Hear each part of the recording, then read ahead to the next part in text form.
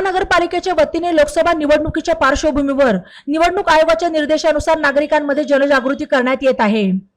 मागील निवडणुकीमध्ये महापालिका हद्दीत 60.26% मतदान झाले।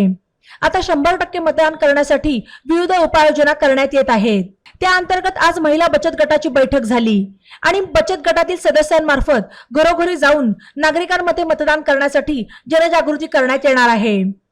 त्याचबरोबर शहरामध्ये मतदान जनजागृतीसाठी संकल्प रथयात्रा सुरू करण्यात आली असल्याची माहिती आयुक्त डॉक्टर पंकज जावळे यांनी दिली।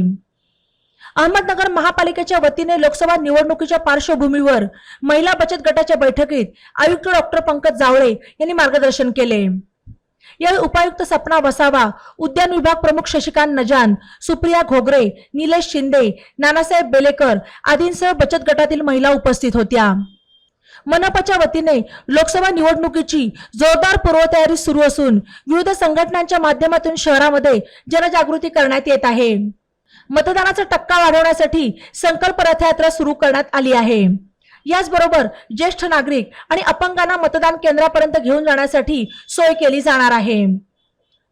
त्याचबरोबर महिला बचत गटांना लोकशाही दूत ओळखपत्र देण्यात येणार असून त्यांच्यामार्फत घरोघरी जाऊन मतदान करण्याबाबत जनजागृती करण्यात येईल। महिला बचत गटातील सदस्यांना 100% मतदान करण्यासाठी शपथ देण्यात आली अशी माहिती उपायुक्त सपना वसावा यांनी दिली। ई नवा मराठा यूट्यूब चॅनलला सबस्क्राईब करा आणि बेल आयकॉनवर प्रेस करा।